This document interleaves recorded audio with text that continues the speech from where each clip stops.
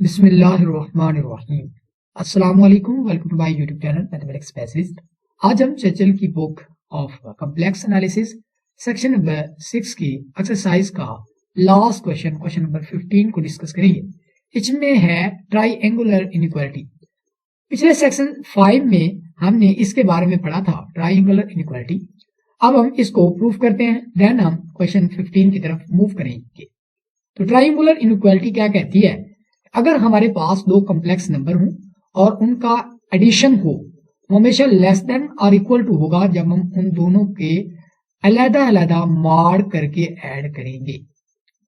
तो ये हमने प्रूफ करना है। तो हम लेकर चलते हैं कि z1 प्लस z2 का मॉड है और उसका स्क्वायर वो डेफिनेटली इक्वल होगा इसके z1 plus z2 into z1 plus z2 का मॉड। अब ये प्रॉपर्टी हमने किस तरह यूज किया है? हमने ये प्रॉपर्टी पढ़ी थी कि जब किसी कॉम्प्लेक्स नंबर के मॉड का स्क्वायर हो तो वो इक्वल होता है वो कॉम्प्लेक्स नंबर इनटू उस कॉम्प्लेक्स नंबर का कॉन्जुगेट। अब एक और प्रॉपर्टी हमने पढ़ी थी, ये हमने एज इट इज सेम लिख दिया।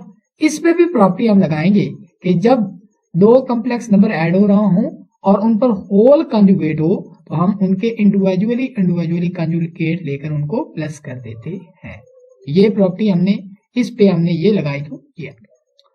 अब इसके बाद अब हम क्या करेंगे कि मल्टीप्लीकेशन करेंगे। z1 को इससे मल्टीप्लाई किया, फिर z1 को क्या किया, z1 को z1 के कॉन्जुगेट के साथ, फिर z1 को z2 के कॉन्जुगेट के साथ, z2 को z1 के कॉन्जुगेट के साथ, z2 को z2 के कॉन्जुगेट के साथ मल्टीप्लीकेशन कर दी है।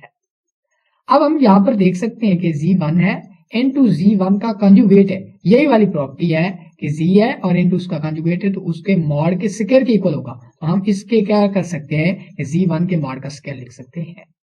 यहां पर हम देख सकते हैं कि z1 इनटू z2 का कॉन्जुगेट हमने सेम लिख दिया। अब हम क्या कर सकते हैं कि ये जो टर्म है ना, यानी कि z1 इनटू z1 का कॉन्जुगेट इनटू z2, इसको हम इस तरह से भी लिख सकते हैं। अगर हम इसको ओपन करें, यहाँ पर हम देख सकते हैं कि z1 इनटू z2 का कॉन्जुगेट होल कॉन्जुगेट। अब इस पे प्रॉपर्टी लगाएंगे अलग कॉन्जुगेट। अब इस पे तो कॉन्जुगेट आ गया तो ये इक्वल z2 के होगा, यानी कि इस चीज को हम इस तरह से लिख सकते हैं।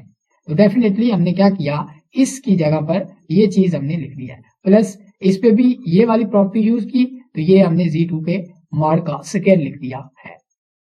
अब हमने क्या किया था, अगर हम गौर करें तो ये जो कॉम्प्लेक्स नंबर है हमारे पास एक, इसका जो कॉन्जुगेट है ना वो ये बन रहा है, यानी कि ये कॉम्प्लेक्स नंबर है और ये इसका क्या है, कॉन्जुगेट है।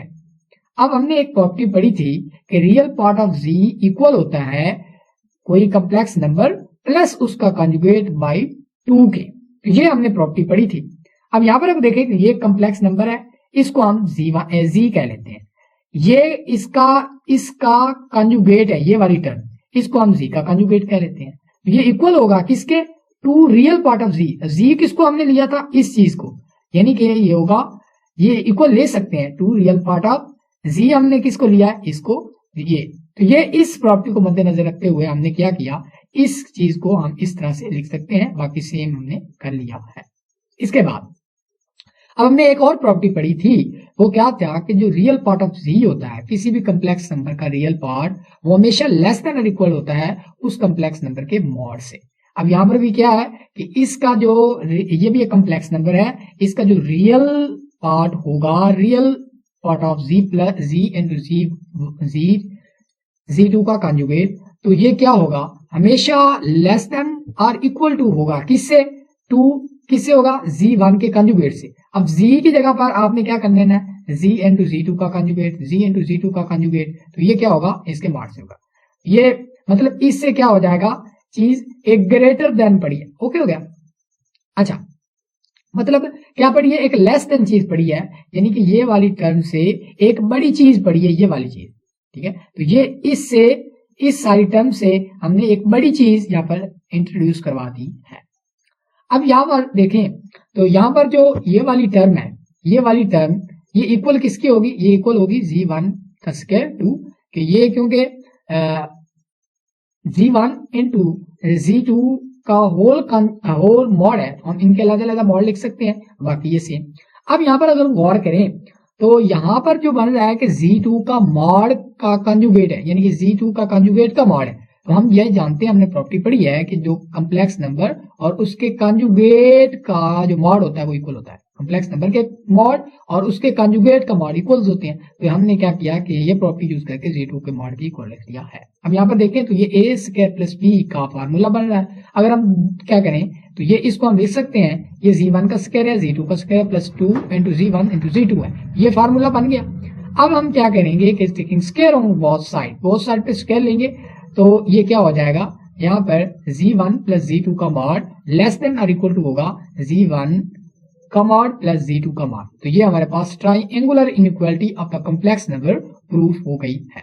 अब हम क्वेश्चन नंबर 15 की तरफ मूव करते हैं। क्वेश्चन नंबर 15 में हमें कहता है ये प्रूफ करवाओ आप। अब हम जो है वो ट्राइंगुलर इनइक्वालिटी, ये असल में ट्राइंगुलर इनइक्वालिटी के पार्ट ही हैं जो कि हम पहले प्रूफ कर चुके हैं। यहाँ पर Z1 प्लस Z2 का मॉड है तो इस तरह लिख सकते हैं। तो जब हम अलग अलग मॉड करेंगे तो ये जो पहला पार्ट था ये हमने प्रूफ कर लिया है। अब हम इसको शो करवाएंगे, ये पार्ट हमने शो करवाना है। तो जब हम इसका इनको मल्टीप्लीकेशन करवाएंगे उसके बाद यहाँ तक पहुंचेंगे तो यहाँ पर क्या कर लेंगे, ब्रैकेट लगा लेंगे, तो ये दूसरा पार्ट भी कवर होगा। तो ये ट्राइंगुलर इक्वालिटी में सब कर चुके हैं। अब दूसरी बात वो ये कहता है कि पॉइंट आउट वाई, कि ये क्यों जो है ये इक्वालिटी होती है, कि ये टर्म इसके इक्वल कैसे आई है और ये जो टर्म है ये लेस देन इक्वल टू इससे लेस देन क्यों है, ये हमने वाई का जवाब देना।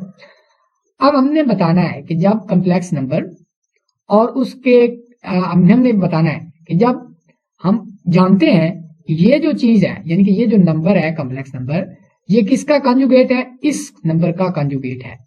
तो हम जानते हैं कि जो कम्प्लेक्स नंबर हो और प्लस उसमें हो रहा हो उसका कंजुगेट वो इक्वल होता है टू रियल पार्ट ऑफ जो कि जिसका वो कंजुगेट था। तो हम क्या करेंगे, जी की जगह पर क्या लगा देंगे, z प्लस Z2 का कंजुगेट, यानी कि z की जगह जो है वो यहाँ पर लगा दें। यहाँ पर आप जो है वो लगा सकते हैं, मैं यहाँ पर लगा कर दिखा सकता हूँ आपको कि 2 z की जगह पर हमने क्या लिखाना है, रियल पार्ट, z की जगह पर हमने लगाना है Z1 Z2 का कंजुगेट। ठीक हो गया, और ये क्या होगा, इक्वल होगा, z की जगह हमने लगाना है Z1 Z2 का कंजुगेट प्लस z की जगह लगाना है Z1 Z2 का कंजुगेट। अब इसका कंजुगेट होगा, ये अब जो है वो हमने दिखाना था, यहां तक पहुंच गया। इसके बाद ये पहला पार्ट हमने ये क्लियर करवा दिया। हमने ये शो करवाना है कि ये इनइक्वालिटी कैसे होल्ड होती है, कि to real part of Z1 Z2 ये लेस देन और इक्वल टू है। अब हम ये पढ़ चुके हैं, ये इक्वालिटी हम पढ़ चुके हैं कि रियल पार्ट ऑफ Z जो होता है वो लेस देन और इक्वल टू है के मॉड से। तो हम Z की जगह पर क्या लगा दें, Z1 Z2 का कंजुगेट, तो जो लगा देंगे तो वो इक्वालिटी जो होगी हो जाएगी होल्ड। अब हम इंडिविजुअल कंजुगेट मॉड ले सकते हैं। तो Z2 जो है वो उसका कंजुगेट का मॉड जो है वो Z2 के मॉड के इक्वल होगा, तो ये इक्वालिटी भी होल्ड होती है। ये हमने क्वेश्चन नंबर बी भी कर दिया। अब उसने जो तीसरा सी पार्ट कहा है, उसने ये कहा है कि use result A and B, यानी कि ए और बी को यूज करते हुए आपने क्या करना है कि Z2 का मॉड का स्क्वायर लेस देन और इक्वल टू है Z1 का मॉड प्लस Z2 के मॉड का स्क्वायर। अब फ्रॉम ए करवाई थी, हमने ये चीज सीखी थी, ठीक है, इसको हमने इक्वेशन नंबर ए का नाम दे दिया। फ्रॉम बी से ये